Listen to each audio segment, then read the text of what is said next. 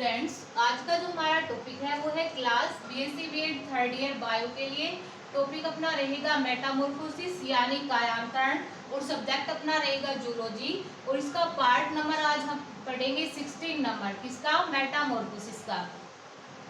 तो मेटामॉर्फोसिस के अंदर हमारा जो पॉइंट था वो क्या चल रहा था? मेटामॉर्फोसिस इन tadpole larva. Metamorphosis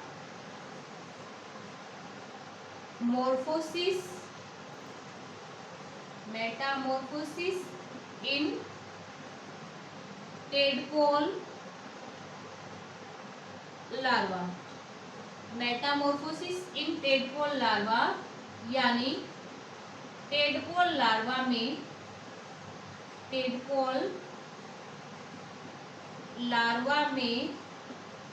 कायांतरण।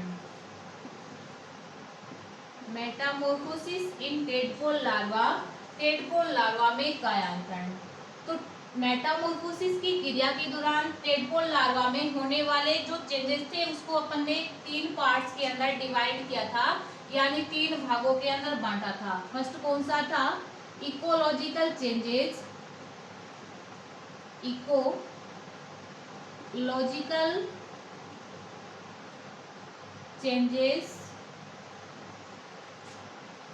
Second morphological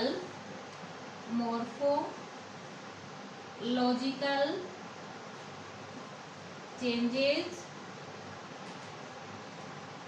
और थर्ड था फिजियोलॉजिकल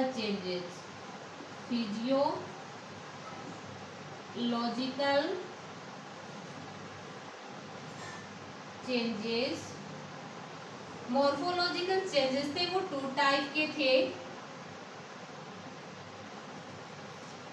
फर्स्ट था रिग्रेसिव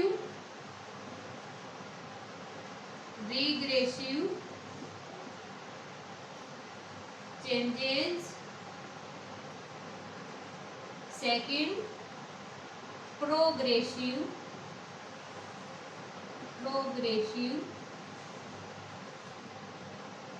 चेंजेस।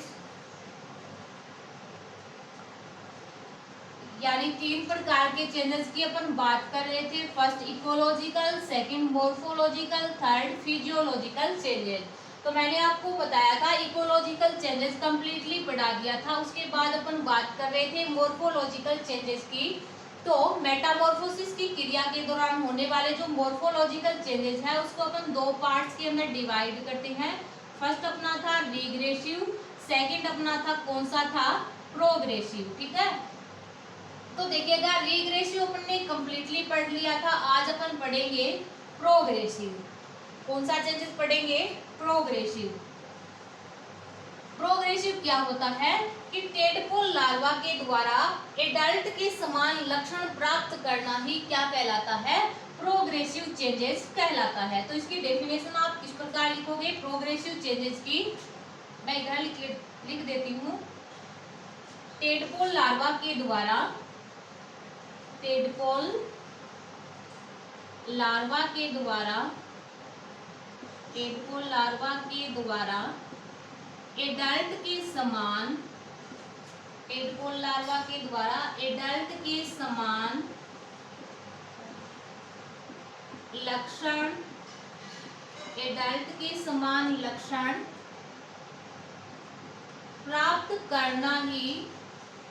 एडल्ट के समान लक्षण प्राप्त करना ही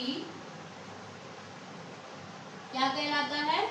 प्रोग्रेसिव चेंजेस कहलाता है। प्रोग्रेसिव चेंजेस कहलाता है। तो डेफिनेशन आपको पता चल गई। टेडपोल लार्वा के द्वारा एडल्ट के समान लक्षण प्राप्त करना या ग्रहण करना ही प्रोग्रेसिव चेंजेस कहलाता है। अब देखिएगा मेटामॉर्फोसिस की क्रिया के दौरान होने वाले प्रोग्रेसिव चेंजेस को 2 पार्ट्स के अंदर डिवाइड करते हैं। प्रोग्रेसिव चेंजेस को आगे चलकर कितने पार्ट्स के अंदर डिवाइड करते हैं? 2 पार्ट्स के अंदर डिवाइड करते हैं। फर्स्ट देखिएगा फर्स्ट है external changes, external changes, second internal changes, internal changes. तो मेटामॉर्फोसिस की क्रिया के दौरान जो प्रोग्रेसिव चेंजेस होता है उसको दो पार्ट्स के अंदर अपन डिवाइड करते हैं। फर्स्ट अपना एक्सटर्नल चेंजेस, सेकंड अपना है इंटरनल चेंजेस। अब देखिएगा कि मेटामॉर्फोसिस की क्रिया के दौरान होने वाले प्रोग्रेसिव चेंजेस को अपन ने दो भागों के अंदर बांटा है, एक्सटर्नल और इंटरनल चेंजेस। एक्सटर्नल चेंजेस को हिंदी में क्या बोलते हैं? बाह्य परिवर्तन। क्या बोलते हैं? बाह्य परिवर्तन। और इंटरनल चेंजेस को क्या बोलते हैं? आंतरिक परिवर्तन। अब देखिएगा एक्सटर्नल चेंजेस और इंटरनल चेंजेस के अंदर होता क्या है। फर्स्ट अपन बात करते हैं एक्सटर्नल चेंजेस यानी बाह्य परिवर्तन की। तो बाह्य परिवर्तन के दौरान क्या होता है कि जब टेडपोल लार्वा के अंदर मेटामॉर्फोसिस की क्रिया होती है, किसके अंदर?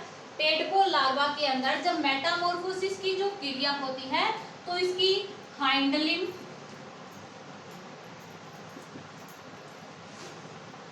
और फोर लिम्ब यानी अगली और पिछली दोनों टांगों के अंदर क्या होती है? वृद्धि होती है।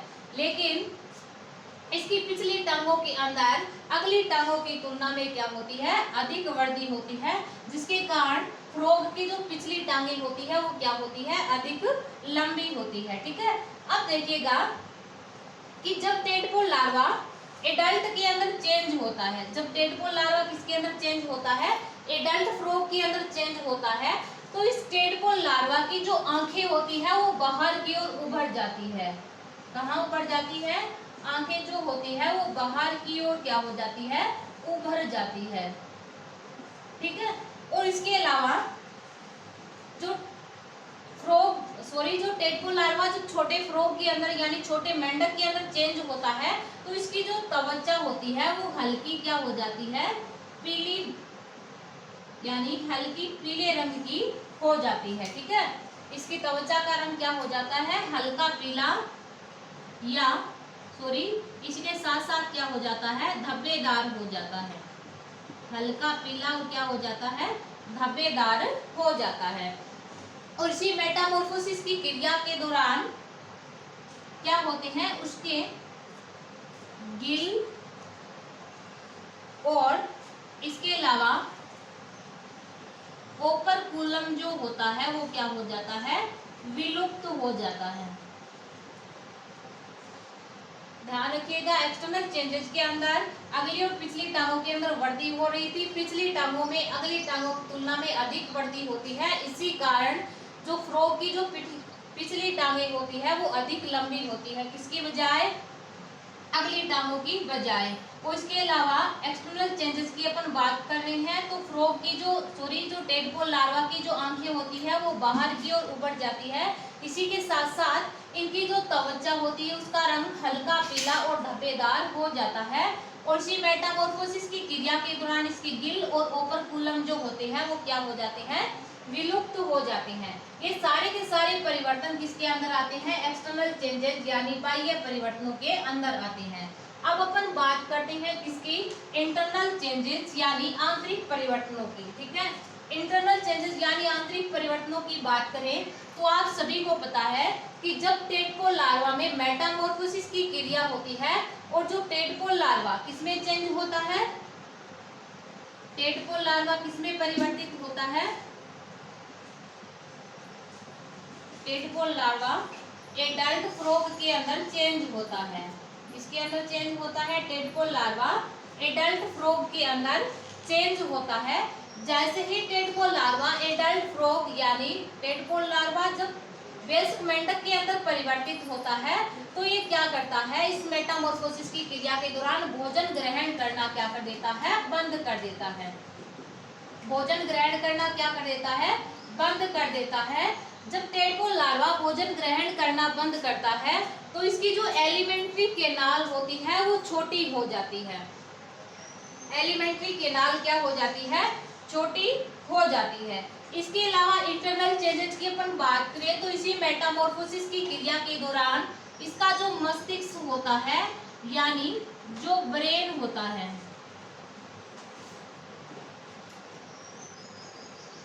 जो मस्तिष्क यानी जो ब्रेन होता है वो भी क्या हो जाता है? पूर्ण विकसित हो जाता है। ठीक है। और इसी के साथ साथ इस टेडपोल लार्वा के जो प्रोनेफ्रॉन होते हैं, प्रोनेफ्रॉन जो होते हैं वो इसमें चेंज हो जाते हैं, मीजोनेफ्रॉन में चेंज हो जाते हैं। मीजोनेफ्रॉन के अंदर क्या हो जाते हैं? परिवर्तित हो जाते हैं। ध्यान रखिएगा, इंटरनल चेंजेस होंगे किस दौरान? मेटामॉर्फोसिस की क्रिया के दौरान।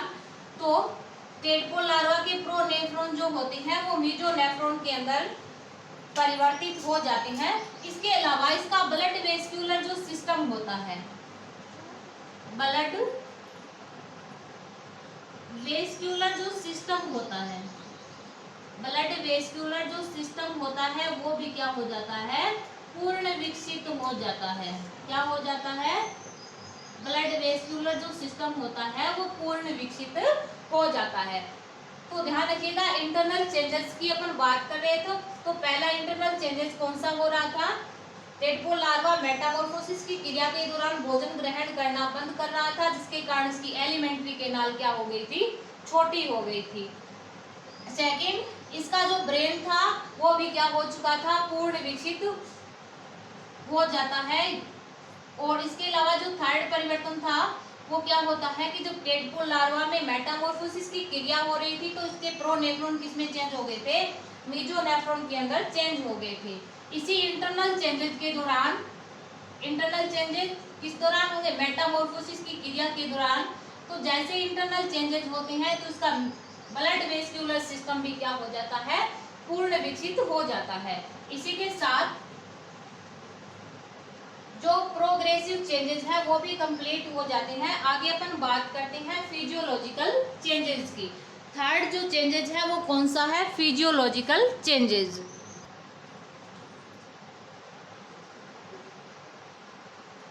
तो थर्ड फिजियोलॉजिकल चेंजेस किस दौरान? मेटामॉर्फोसिस की क्रिया के दौरान जो टेडपोल लार्वा में थर्ड चेंजेस कौन सा होगा? Physiological changes. तो फिजियोलॉजिकल चेंजेस की अपन बात करें तो आप सभी जानते हो कि जो टेडपोल लार्वा होता है वो क्या होता है? अमोनोटेलिक होता है, यानी अमोनोटेलिक होता है। यानी किसका उत्सर्जन करता है? ये अमोनिया का उत्सर्जन करता है। अमोनिया का क्या करता है? ये उत्सर्जन करता है। तो टेडपोल लार्वा होता है वो अमोनोटेलिक होता है और किसका उत्सर्जन करता है? अमोनिया का उत्सर्जन करता है। ठीक है। लेकिन जब टेडपोल लार्वा में मेटामॉर्फोसिस की क्रिया होती है, कौन से चेंजेस होते हैं? फिजियोलॉजिकल चेंजेस होते हैं। तो अमोनोटेलिक जो टेडपोल लार्वा होता है वो यूरियोटेलिक टेडपोल लार्वा के अंदर क्या हो जाता है? चेंज हो जाता है। यूरियोटेलिक टेडपोल अमोनोटेलिक जो टेडपोल लार्वा होता है वो यूरियोटेलिक फ्रॉग के अंदर यानी मेंढक के अंदर क्या हो जाता है? चेंज हो जाता है। ठीक है। तो ध्यान रखिएगा, इस प्रकार जो टेडपोल लार्वा था अमोनिया का उत्सर्जन कर रहा था, लेकिन जैसे इसमें मेटामॉर्फोसिस की क्रिया हुई तो टेडपोल लार्वा किसमें परिवर्तित हो गया? मेंढक के अंदर परिवर्तित हो गया। जैसे ही टेडपोल लार्वा मेटामॉर्फोसिस की क्रिया के दौरान फ्रॉग यानी मेंढक के अंदर परिवर्तित होगा तो ये अमोनोटेलिक से क्या हो जाएगा? यूरियोटेलिक यानी यूरिया का उत्सर्जन करने लग जाता है। क्यों? क्योंकि इसी फिजियोलॉजिकल चेंजेस के दौरान जो टेडपोल लार्वा का जो लीवर था वो क्या हो जाता है? पूर्ण विकसित हो जाता है। इस फिजियोलॉजिकल चेंजेस के दौरान इसका जो लीवर होता है वो क्या हो जाता है? पूर्ण विकसित हो जाता है। पूर्ण विकसित हो जाता है। अब लीवर पूर्ण विकसित जब हो जाता है तो लीवर के अंदर यूरिया का निर्माण क्या हो जाता है? प्रारंभ हो जाता है। तो ध्यान रखिएगा, जैसे ही मेटामॉर्फोसिस की क्रिया हुई तो इस दौरान जो फिजियोलॉजिकल चेंजेस होते हैं, इस फिजियोलॉजिकल चेंजेस के दौरान इसका जो लीवर होता है वो पूर्ण विकसित हो जाता है। लीवर के पूर्ण विकसित होने के कारण लीवर के अंदर यूरिया का निर्माण हो जाता है और इसी कारण जो अमोनोटेरिक टेडपोल लार्वा था वो यूरियोटेरिक फ्रॉग के अंदर परिवर्तित हो जाता है और यूरिया का क्या करने लग जाता है, उत्सर्जन करने लग जाता है। अब देखिएगा, जब मेटामॉर्फोसिस की क्रिया के दौरान टेडपोल लार्वा के अंदर फिजियोलॉजिकल चेंजेस होते हैं, तो इन्हीं फिजियोलॉजिकल चेंजेस के दौरान टेडपोल लार्वा के जो गिल होते हैं, गिल्स जो होते हैं वो भी क्या हो जाते हैं, विलुप्त हो जाते हैं। गिल्स क्या हो जाते हैं, इसके विलुप्त हो जाते हैं।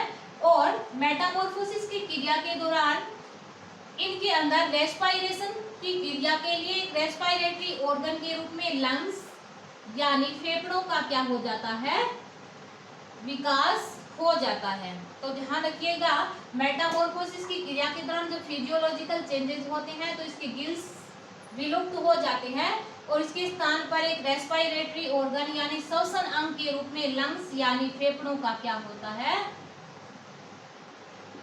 विकास हो जाता है, जिसकी सहायता से फ्रॉग के अंदर रेस्पायरेशन यानी श्वसन की क्रिया संपन्न होती है। किसके माध्यम से, लंग्स यानी फेफड़ों के माध्यम से। अब देखिएगा कि जो लार्वा होता है उसकी तुलना में एडल्ट फ्रॉग के अंदर प्रोटीन कार्बोहाइड्रेट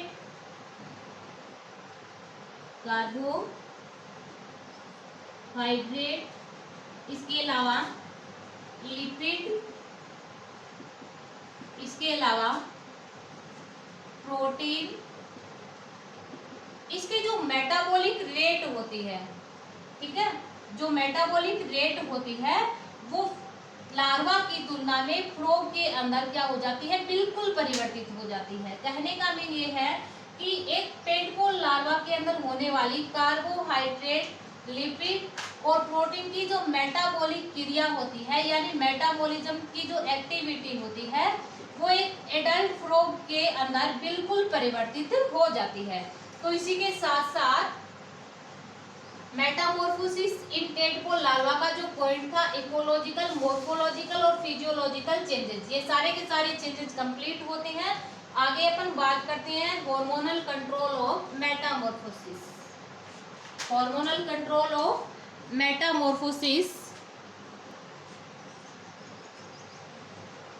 हमारा जो अगला पॉइंट रहेगा वो है हार्मोनल कंट्रोल ऑफ मेटामॉर्फोसिस यानी कायांतरण पर हार्मोनों का नियंत्रण।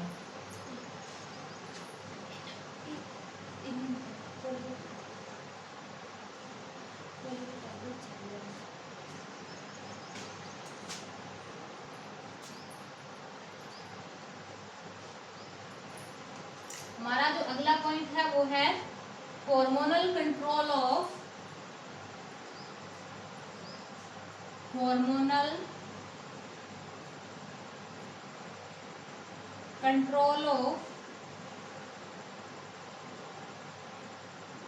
मेटामॉर्फोसिस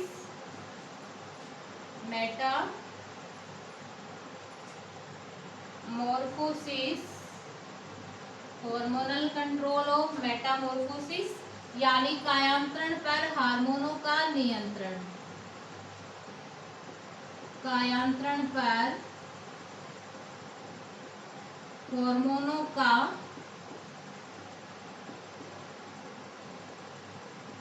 नियंत्रण। हार्मोनल कंट्रोल ऑफ मेटामॉर्फोसिस यानी कायांतरण पर हार्मोनों का नियंत्रण।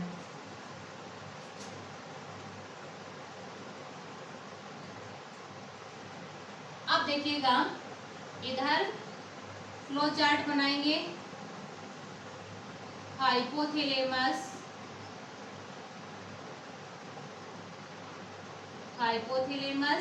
इसके द्वारा स्रावित किया जाएगा TSH, RF। ये एडिनोहाइपोफाइसिस को एडिनोहाइपोफाइसिस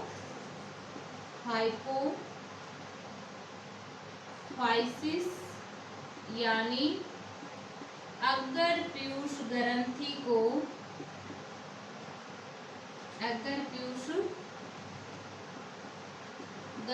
को TSH यानी थायराइड स्टिमुलेटिंग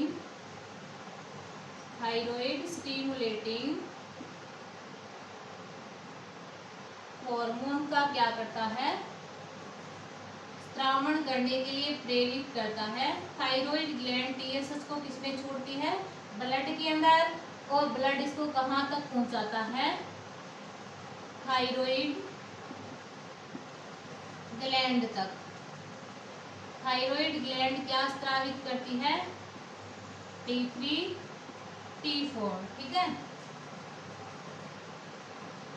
इसके बाद टेडपोल लार्वा किसमें चेंज होता है, टेडपोल लार्वा में होती है मेटामॉर्फोसिस की क्रिया, मेटामॉर्फोसिस,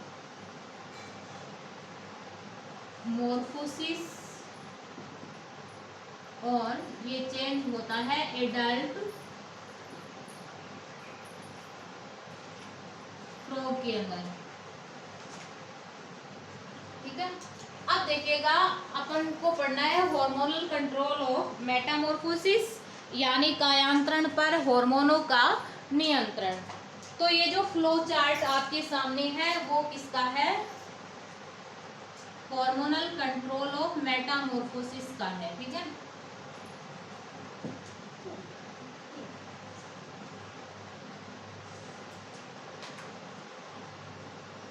इसके नीचे क्या लिखोगे आप, hormonal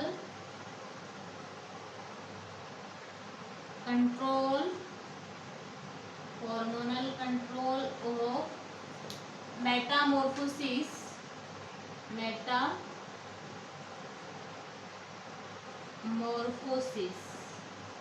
hormonal control of Metamorphosis, ठीक है। अब देखिएगा कि जो टेडपोल लार्वा होता है उसको मेटामॉर्फोसिस की क्रिया के लिए यानी टेडपोल लार्वा में कायांतरण की क्रिया के लिए क्या जरूरी होता है, थायराइड ग्लैंड का थायरोक्सिन हार्मोन आवश्यक होता है, ठीक है। इधर देखिएगा कि हाइपोथैलेमस के द्वारा TSH-RF यानी इसकी फुल फॉर्म क्या होगी, thyroid stimulating hormone releasing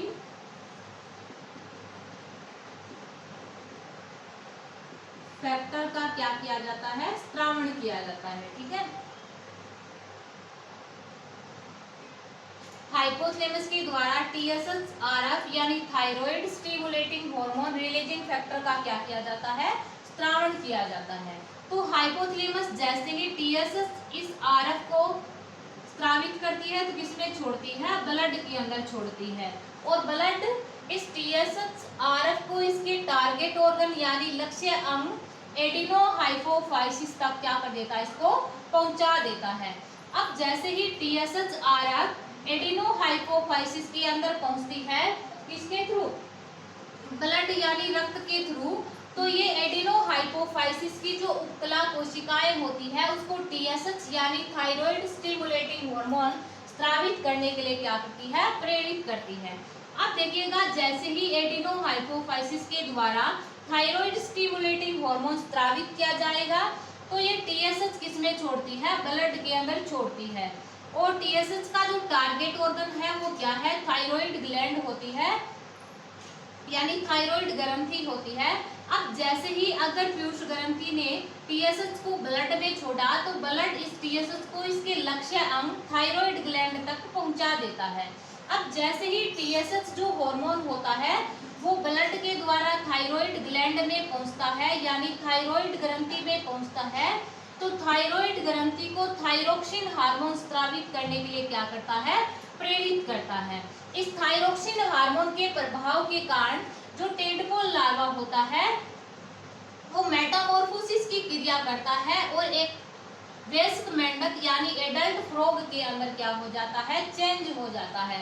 but देखिएगा, यदि पानी के अंदर, आप सभी को पता है कि टेडपोल लार्वा तालाब, पोखर और झील के अंदर जो तली होती है उसके अंदर निवास करता है।